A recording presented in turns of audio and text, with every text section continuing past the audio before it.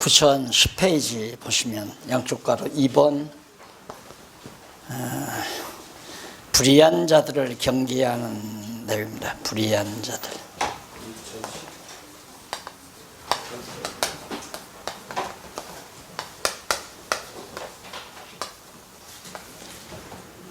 이단과 불의의 치리, 이단들하고 불의한 자들을 치리하는데 거짓된 이단을 경계하고 불의한 자들을 경계하는 이런 내용으로 논리적으로 정리가 되어 있습니다. 4장에 나오는데요. 여기 1절로 4절에 보면 말씀을 가르쳐 경계하라며 불의한 자들의 출현을 경고합니다. 그러니까 치리 방법이 뭐냐면 이제 법률을 정해서 법률로 교회법이 이러니까 이렇게 하라가 절대 아닙니다.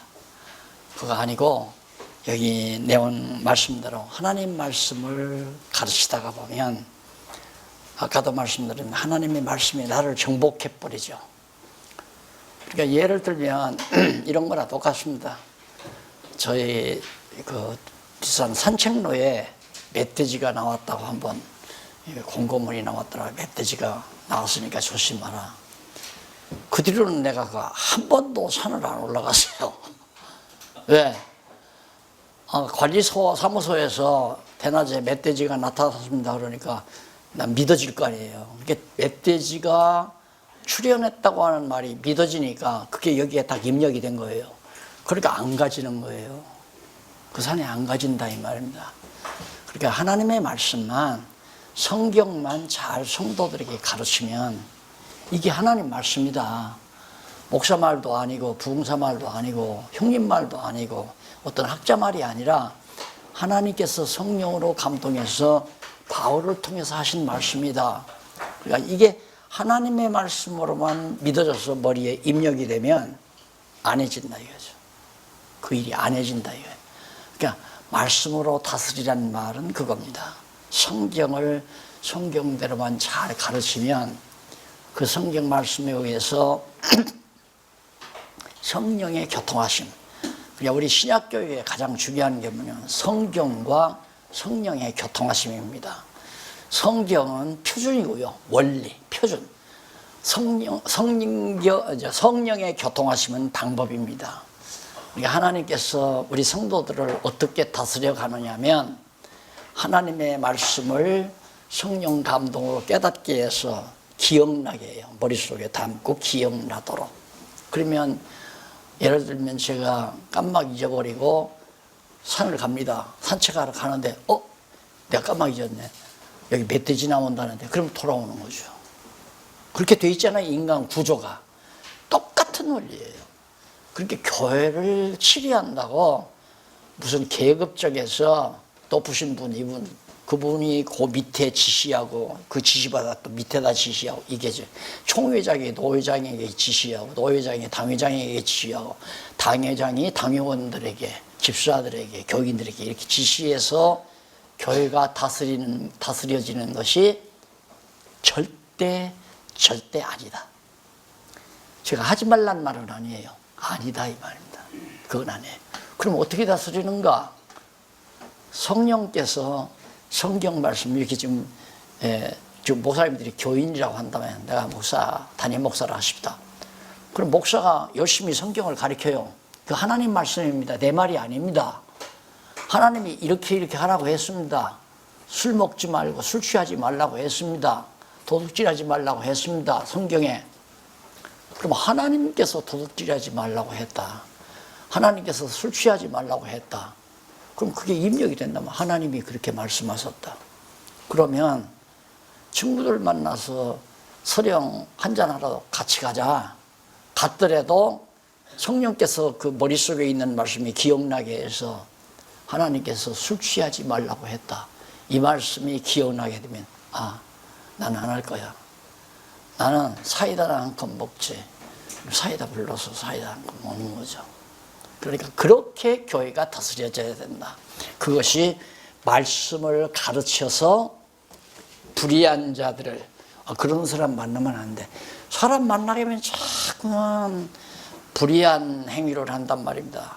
여보, 자네 우리 이렇게 해서 우리 시골에 순진한 사람들이 있으니까 돈 한 5천만 원 우리 합사해서 만들어 가지고 거기 아무데 거기 시골 땅 곧 개발한대. 내가 그거 전부 입수했거든. 그래가지고 시골에 가서 여기 그냥 나무나 몇 그루 심으려고 그러는데 임해파십시오. 쏘긴다 이 말이죠. 그래서 몇 달만 발표하면은 평당 10만 원씩 가는 걸 가서 2천 원씩 딱 산다 이거죠. 그게 투기 아니에요, 그런 거. 이게 성경에 투기하지 말라 했으면 이건 안 되지, 안 해야지. 그런데 우리는 그렇게 해놓고 당연한 거예요. 당연하게. 현재 많은 사람들이 투기꾼들은 더더욱 당연한 거죠. 거짓말해가면서 여기 아무 쓸모가 없습니다. 이게 쓸모가 없고 저는 그냥 봐서 나무나 몇 그루 심으려고 합니다. 이런 식으로 해서 이제 순진한 농민들 이런 것도 있고요. 얼마든지 거짓말 해가지고 남을 속여서 할 수 있는 일이 있는데 성경에 거짓 증거하지 말라고 그랬다. 이런 얘기를 성도들에게 잘 가르치기만 하면 자기도 모르게 자꾸 사람이 변화돼요. 내 말로 가르치면, 내 말이라고 가르치면 내가 살아보니까 거짓말하고는 안 됩니다. 거짓말하지 맙시다 하면 듣는 사람이 그러면 너나 잘해라, 너나 잘해라. 안 들어요. 그러나 성경이 하나님의 말씀이라는 것이 확증되도록만 우리 목사님들이 가르치면 말씀의 능력에 의해서 다스려진다. 그래서 교회 정치는 수단이 말씀이고 방법은 주관자는 성령께서 감동으로 주관해서 성도들이 성도들답게 생활해 감으로 교회가 튼튼하게 견고하게 체제가 갖추어진다. 이건 너무 틀림없는 얘기입니다. 너무 확실하고 분명한 얘기. 성경 말씀이 또 그렇고. 그래서 바로 뭘로 어떻게 치리할 건가 지금 그거 아니에요. 어떻게 교회를 다스려 갈 거냐. 말씀을 가르쳐서 다스려라 이 말이에요. 이 말씀을 다스려. 말씀으로. 그러니까 예를 들어서 당회원이 예를 들어 한 20, 30명 된다 하십시다. 20, 30명 당회만 딱 한번 해놓고 거기서 가부 결정해서 자 이번에 중국 설교 하는데 돈이 한 5천만 원 필요한데 이거 할까요 말까요?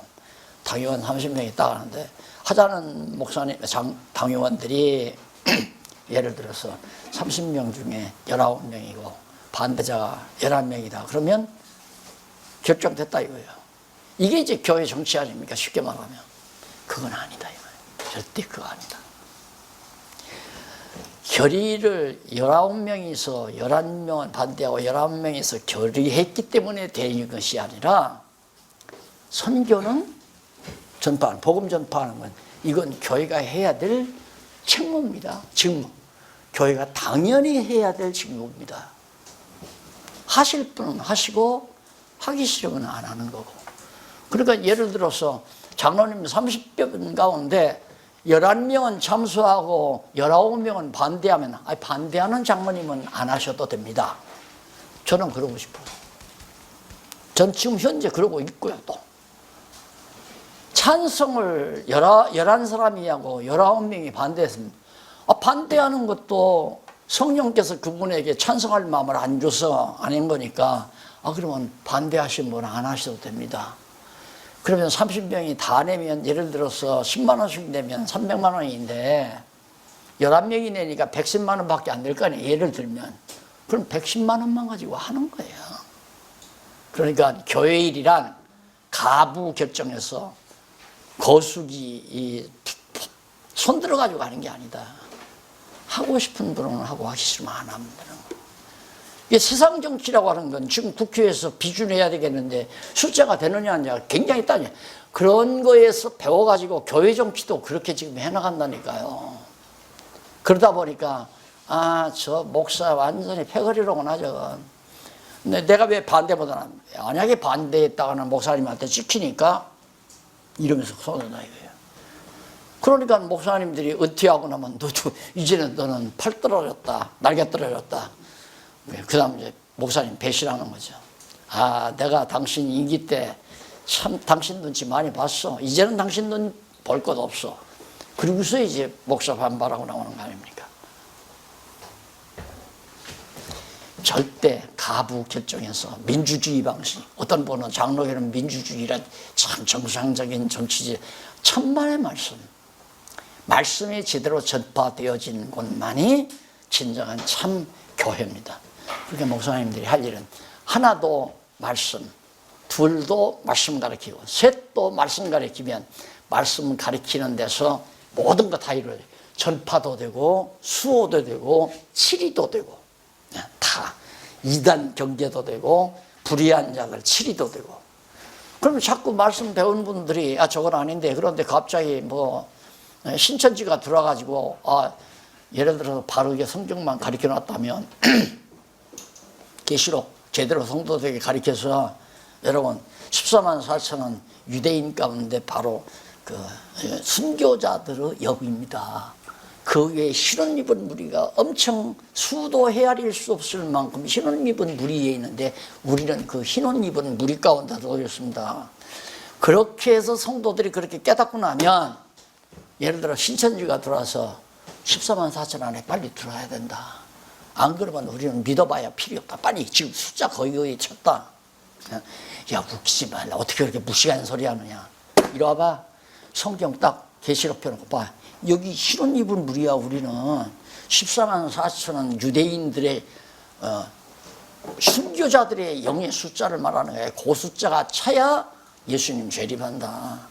그러니까 우리 거기 들어가는 거 아니다. 순교자들을 말하는 거지. 그럼 그 사람 흔들리죠. 그 사람도 성경이기 때문에 그걸 믿는 거예요. 성경에 보니까 14만 4천 있거든요. 그런데 그걸 잘못 이해했기 때문에 그러죠. 그러니까 이단들이 좋은 면이 하나 있는데 전부 성경이에요. 성경 주제로 하지 않고 이단되는 데는 없습니다. 문선명이도 뭐 따먹었다고 하는 것은 입으로 따먹은 게 아니라 아래로 따먹은 거다. 그러니까 그냥 다 빨려 들어간 거 아니에요. 또 저 신천지도 마찬가지고 전도관도 뭐 감남나무 호족건이라서 두감남나무가 한감남나무가 됐다. 감남나무 성경에 나오잖아요. 그래 다 넘어가는 거예요. 성경 때문에. 그래 성경을 잘 모르면 자꾸 이단에게 넘어가고. 우리 교회에서는 그런 말 안 가르치는데 14만 4천 나 처음 들어봤어. 봐 여기 있잖아. 어떻게 우리 교회에서는 이런 것도 안 가르치나 진짜네. 그래서 따라가는 거 아니에요. 그러니까 우리가 성경을 미리 다 가르쳐 놓으면 이단도 불의한 것도 다 분별해서 다 경계하게 돼 있어요. 하나 걱정할 거 없어. 그래서 저는 목회할 때 그랬어요. 아니 여기 와서 교황이 얘기했어. 교황이 가르친다고 해도 난 내준다. 그럼 가르쳐 봐라. 또 예를 들어서 문선명, 그때 문선명 씨가 살았을 텐데 문선명이가 와서 강단 좀 빌려면 나 맡긴다. 한번 해봐라. 걱정할 거 없는 거예요. 그러니까 이 모두가 지금 주제가 복잡한 것 같아요. 간단한 게 뭐냐면 성경을 성경대로만 잘 가르쳐라. 그러면 정치도 되고 이단 경계도 불의한 자들 경계도 다 이루어지고 전파도 되고 복음 전파도 되고 수호도 되고 성경 하나 잘 가르치면 이것이 진정한 우리 교회 실이다 이 말이에요. 그래 목사님들이 아주 머리가 단순해지잖아요. 아주 목회라고 하는 게 목회는 성경 하나 똑바로 가르치면 끝나는 거구나. 그렇게 오늘 결론을 내리면 공부 참 잘하는 거예요. 내가 학점을 준다면 A+ 주죠. 정치의 핵심을 열거해봐라 그러면 올바른 말씀 전파, 말씀을 가르쳐서 난 교회 지리한다 그러면 완전 A+ 넣어주죠. 얼마나 간단해요. 그래서 목사님들은 항상 서재에 앉아서 성경 연구하는 것이 마치 신실한 주부가 정말 주방에서 가족들의 건강 관리를 위해서 비타민이 모자란가, 탄수화물이 모자란가, 뭐가 모자란지를 가족들의 얼굴빛을 보면 알잖아요. 영리한 주부는. 그래서 시장에 가서 그런 것 보다가 찌개도 끓이고 음식도 만들고. 그래서 가족들의 건강 관리하듯이 우리 목사님들은 성도들의 건강, 영적 건강을 관리하는 관리사 아니에요. 그렇다면 목사님들은 한시도 성경 눈앞에서 띄면 안 되죠. 성경을 늘 상고하고 살아야 맛있고 기름진 양식을 성도들에게 먹일 수 있는, 그것이 바로 올바른 실이다. 보십시다. 하나님 앞과 산 자와 죽은 자를 심판하실 그리스도 예수 안에서 그의 나타나실 것과 그의 나라를 두고 엄히 명하노니. 이 이상의 엄한 명령은 없어요. 이 바울이 디모데에게 명령하는 것이 아니라 하나님께서 바울을 통하여 디모데에게 명령한다, 이렇게 보는 것이 정확한 거죠. 왜? 지금 현재 우리가 공부해가는 이 과정이 성령의 사역 아니에요. 성령께서 예수가 그리스도로 증거하는 과정이거든요. 성령의 감동에 의해서 지금 바울에게 지혜를 주어가지고 디모데에게 엄히 명령하는데, 이 이상의 엄한 명령은 없어요. 왜? 산자와 죽은 자 심판하실 그리스도, 그 예수 앞에서 그의 나타나실 것과 그의 나라, 하나님 나라를 두고 맹세한다, 엄히 명한다. 최고의 명령이죠. 그러면 그 최고의 명령이 뭔가? 너는 말씀 전파하라. 말씀 전파하라. 너는 말씀 전파하라. 때를 얻든지 못 얻든지, 때를 얻든지 못 얻든지 전파하라, 이 말이에요. 항상 힘쓰며 범사의 오래 참음과 가르침으로 경책하며 하나님의 말씀을 통해서 책망하고, 하나님의 말씀을 통해서 경계하고, 하나님의 말씀을 통해서 권하고, 때가 이르니 사람이 바른 교훈을 받지 아니하며 귀가 가려워서 자기의 사욕을 쫓을 스승을 많이 두고.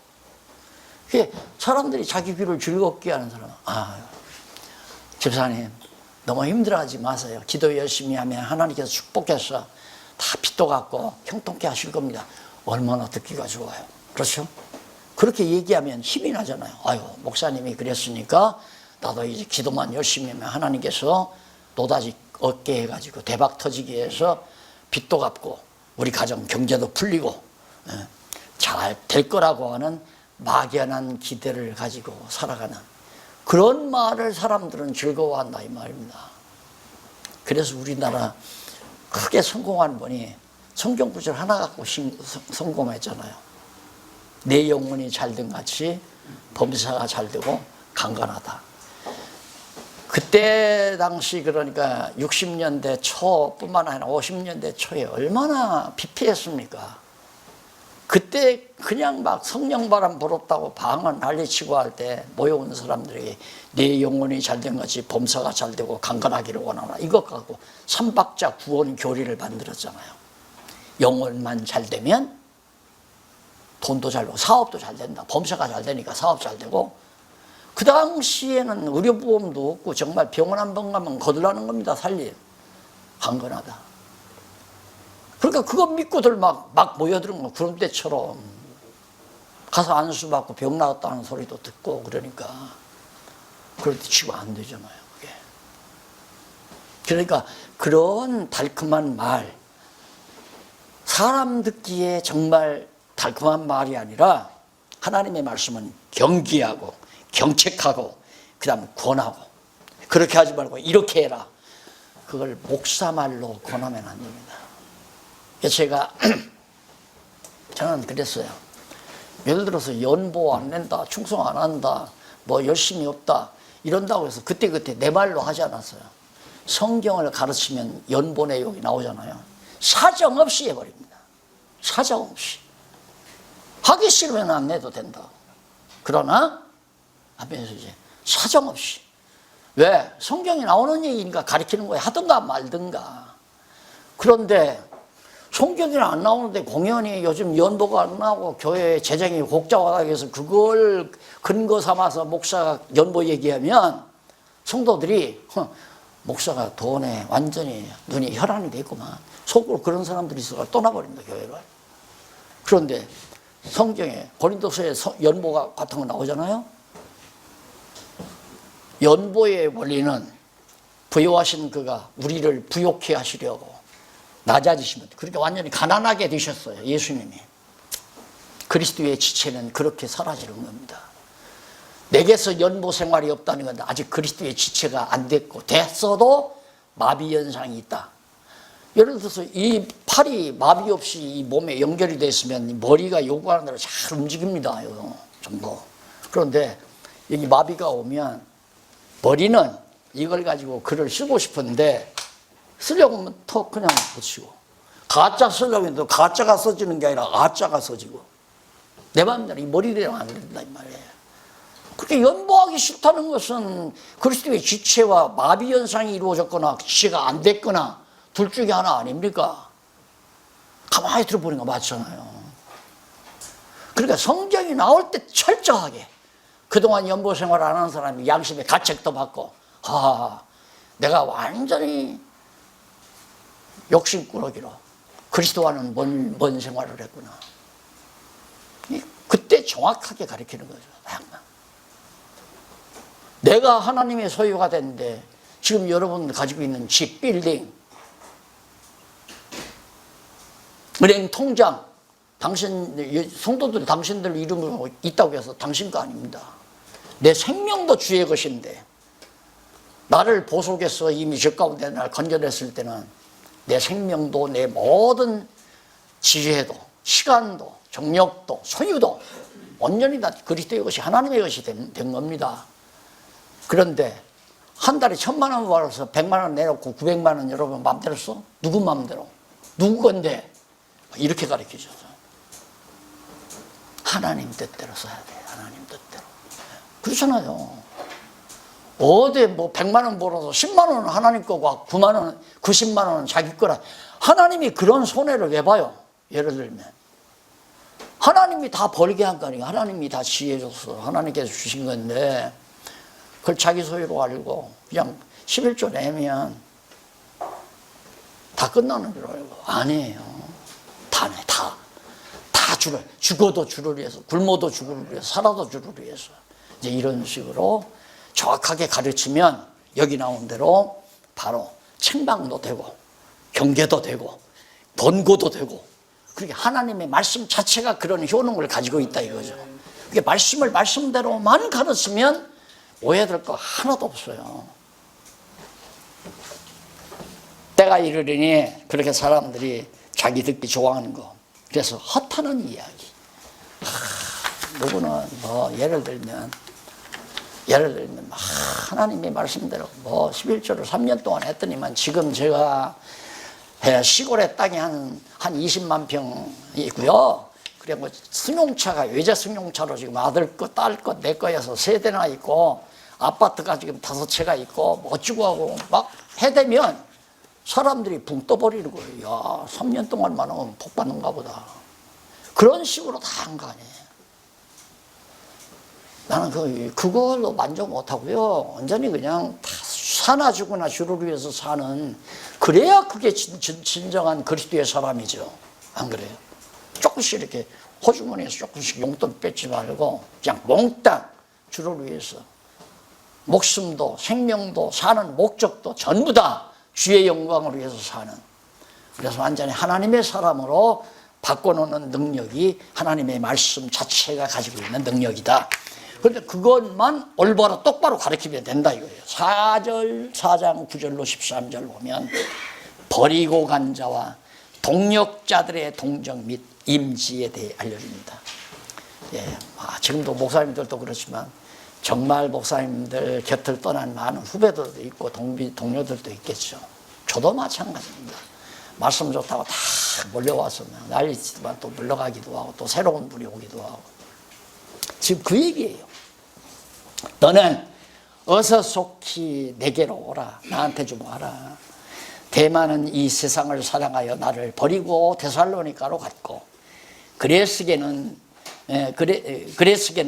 갈라디아로, 디도는 달마디아로 갔고, 누가만 나와 함께 있느니라. 그러니까 바울 곁에 상당한 좋은 분들이 있었는데 다 나를 떠나고 지금은 누가 한 사람만 내 곁에 있다.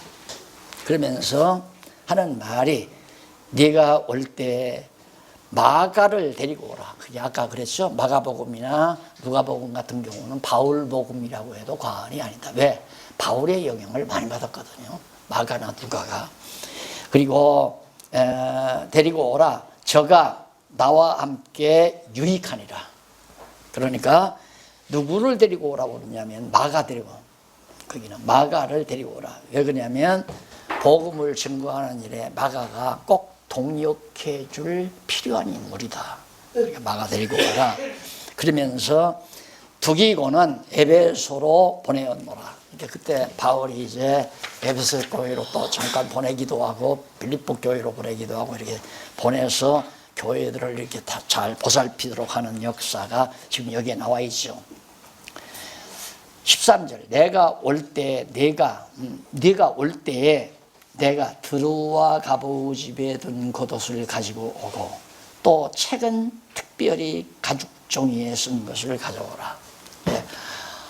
바울은 이걸 보면 어떤 자기가 늘 거쳐가는 사무실 하나도 없었어요. 집도 정해진 곳이 없고 외투를 입고 돌아다니다가 요즘 좀 날 불리면 거기 이제 성도 집에다가 걸어놓고 가벼운 거 입는 거예요. 그리고 돌아다니다 보면 이제 어디 가서 겨울철 초겨울쯤 다가오면 외투가 생각나니까 지금 그 장면이거든요. 거기 아무개 집에 걸려있는 외투 좀 가지고 가라. 요즘 같으면 아무개 집사 가서 백화점에 가서 외투 하나 사와. 그럼 좋다고 가서 사오죠. 바울 어떻게 복음을 전했나. 그렇게 전한 복음이 2000년 세월을 흐른 동안 오늘 우리에게 와 있는 겁니다. 바울이 정리하지 않았으면 우리가 지금 디모데서를 어떻게 보겠습니까? 바울이 핍박 속에서 로마서를 기록하지 않았다면 우리가 복음을 어떻게 깨닫고, 그런 어려움 속에서도 쉬지 않고 쓰고 서서 가르치고 앉아서 쓰고 이러면서 결국 하나님의 일을 맡아서 해놓은 바울의, 인간적으로는 바울의 은덕이죠. 그것이 오늘날 이 자리에서 우리가 같이 그 계시서, 그 성경을 읽으면서 우리의 생각을 바로잡을 수 있다는 건 너무너무 고맙고 감사한 일 아닙니까? 자, 그 다음 이제 넘어가서 4장 14절로부터 18절에 보면 대적자를 경계하며 사자와 악한 일에서 건지심을 알려주는 내용입니다. 대적자, 이렇게 바울을 대적하고 진리를 대적하는 자들.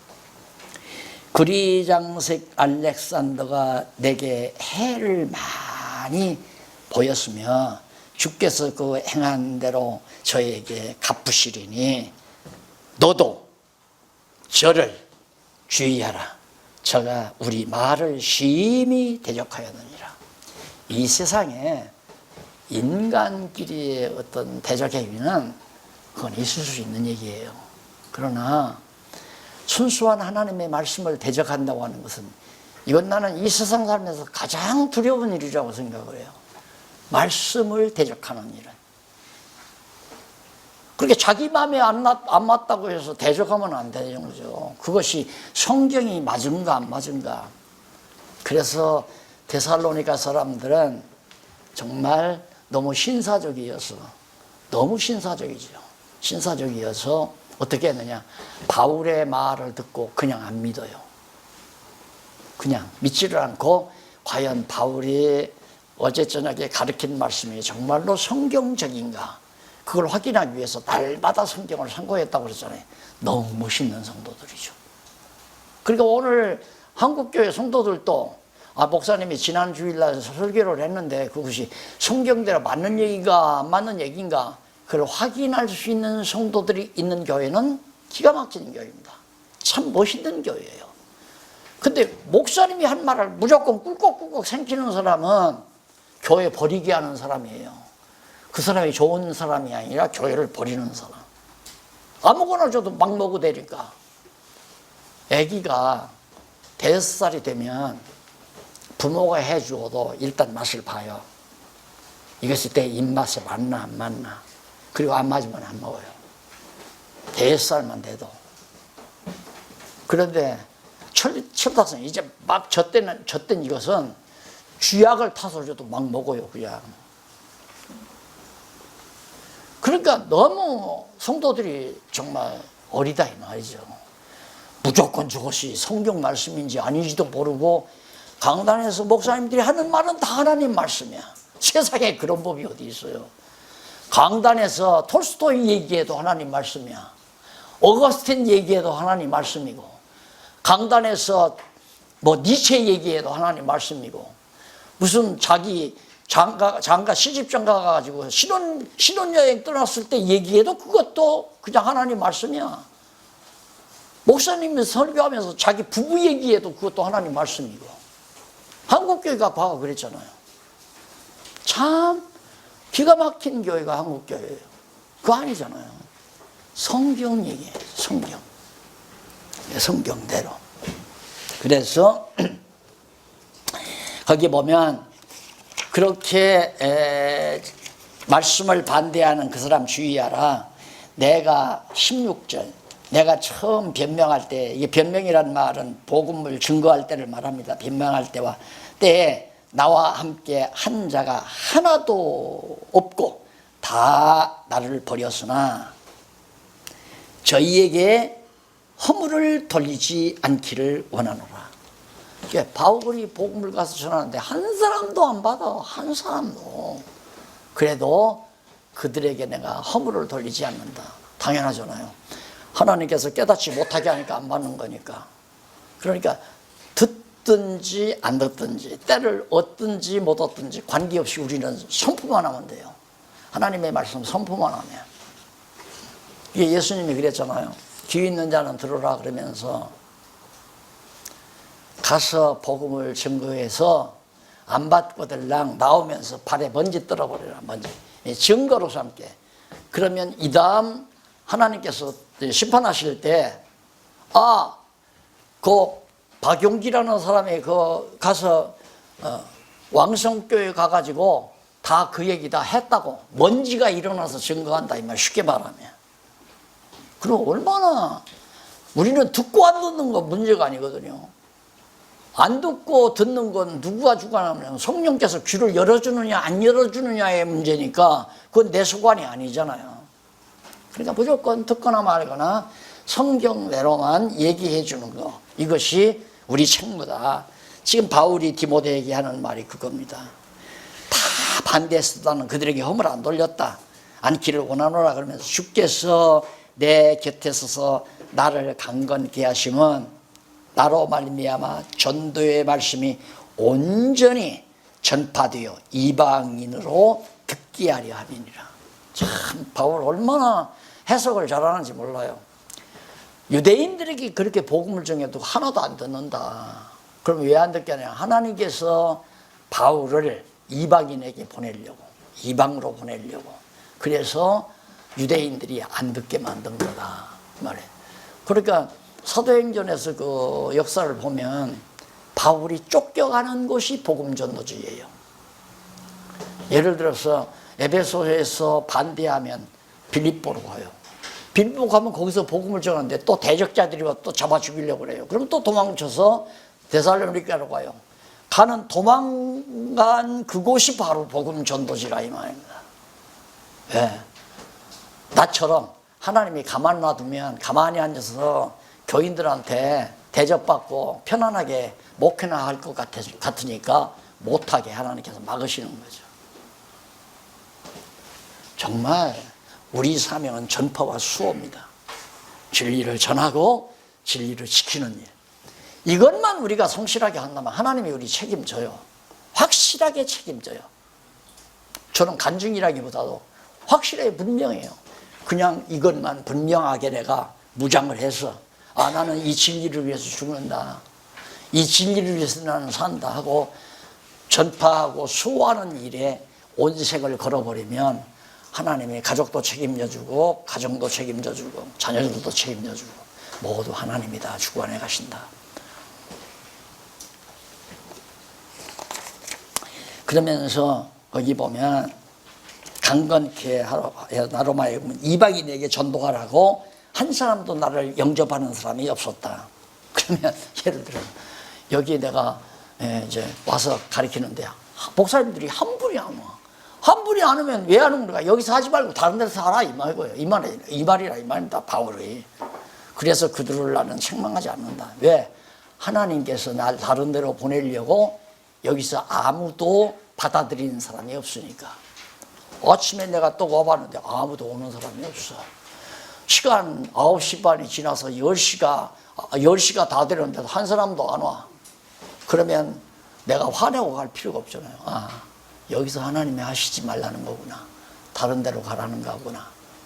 뭐 다음 주일에는 저 어디야? 양평 어디로 간다면서요. 그래서 가는 건 아니지만은, 개척하다도 마찬가지잖아요. 개척해서 1년, 2년 됐는데도 교일이 아무도 없어. 사모님하고 두 분이만 앉았어. 그러면 여기 서지 말고 다른 데로 가라는 얘기다 이 말입니다. 쉽게 말하면.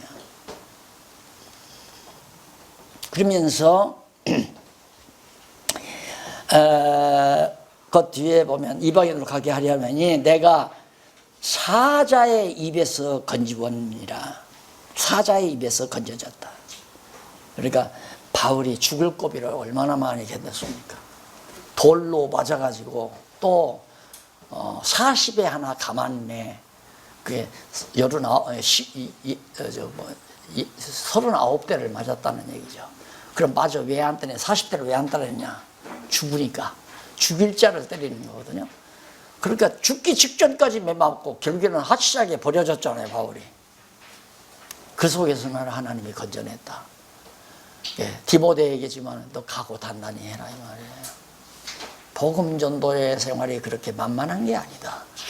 그걸 좀 선배 바울로서 후배인 디모데에게 잘 타일러 줍니다. 그러면서 건지웠느니라 주께서 나를 모든 악한 일에서 건져내시고 또 그의 천국에 들어가도록 구원하시리니 그에게 영광이 세세무토록 있을지어다. 결국 하나님께서 끝까지 나를 책임져 줍니다. 4장 19절로 22절 무난하면서 동역자들의 동정을 알리고 당부와 함께 축원합니다. 끝을 맺는 거죠. 브리스가와 아굴라와 및 오네시보로의 집에 문안하라. 예, 그 집에 문안하는 말은 가정에 교회들이 있으니까. 과거 초대교회 교회는 이런 게 지금 뭐 이렇게 공동 막 크게 짓고 이런 거 없잖아요. 한 가정에.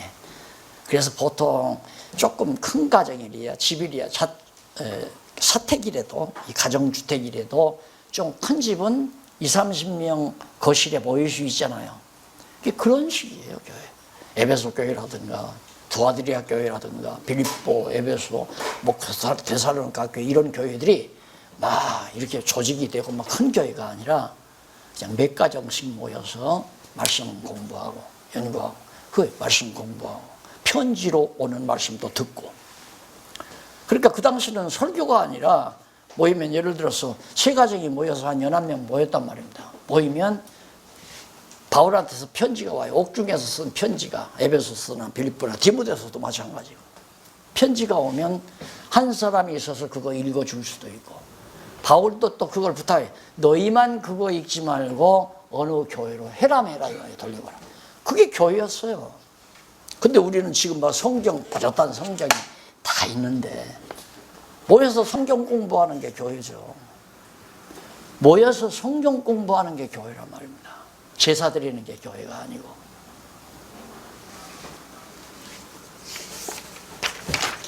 자, 이러면서 바울이 모든 형제가 다 내게 문안하느니라. 난 주께서 네 심령에 함께 계시기를 원하노니 은혜가 너희와 함께 있을지어다. 결국 마지막 인사를 남기고 고린도후서 바로 교회 직무와 치리에 대해서 간단하게. 직무는 뭐냐? 성경 가르치는 거. 치리는 뭐냐? 성경 가르치는 거.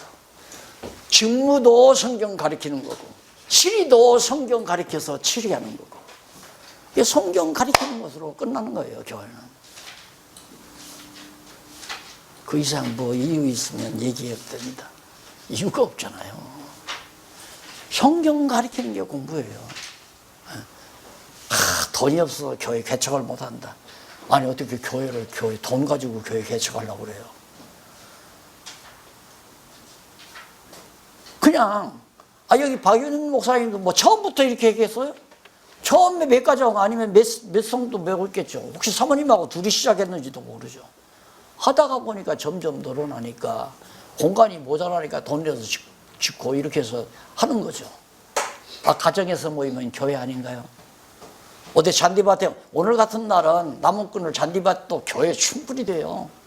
한 서너 사람 너댓 사람 둘러앉아서 성경 펴놓고 함께 공부하면 그게 진짜 교회란 말입니다. 그게 진짜. 아무리 정말 웅장하게 잘 짓고 리모델링이 잘 된 그런 공간이라 하더라도 성경 공부가 아니면 교회 아니라고 생각하면 됩니다.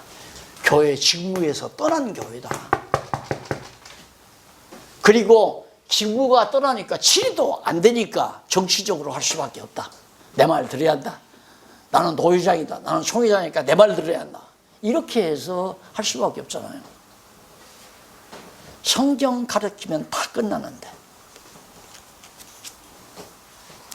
자, 그 다음 이제 여기 2번이죠. 2번인데 이제 3번 들어가십시다. 오전, 오후 지금 4시간 공부한 게 이거예요. 교회 직무와 치리. 직무가 뭐냐? 성경 가리키는 거. 치리는 성경 가리키는 거. 맞잖아요. 네. 간단해요. 간단명료하다 말입니다. 그러면 제가 지금 4시간 가리킨 거 쪽 지져봅니다. 자, 교회의 직무와 치리에 관해서 아는 대로 기록하라고 한 문제 냈어요. 그러면 영리한 사람은 간단하게 성경 가리키는 거. 이건 완전히 A뿔이에요. 거기다가 어쩌고 저쩌고 필요 없다 이 말입니다. 핵심이 성경 공부예요.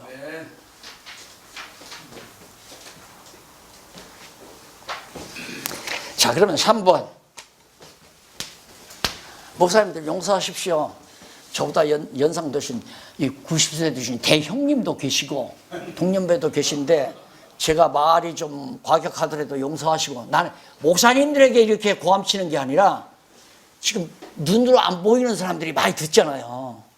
방송을 통해서 그 사람들 좀 귀 뚫고 들어가라고. 송곳으로 좀 귀를 뚫고 들어가라고. 그래서 그런 거예요. 아, 여기 있는 목사님들이야 내가 인자하게 하고 싶죠. 생글생글 웃으면서.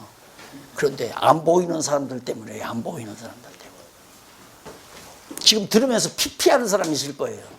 그래서 혹시 귓구멍 뚫릴까 봐서 가끔 한 번씩 제가 하는 것 뿐이죠. 자, 그러면 교회의 치리와 화평.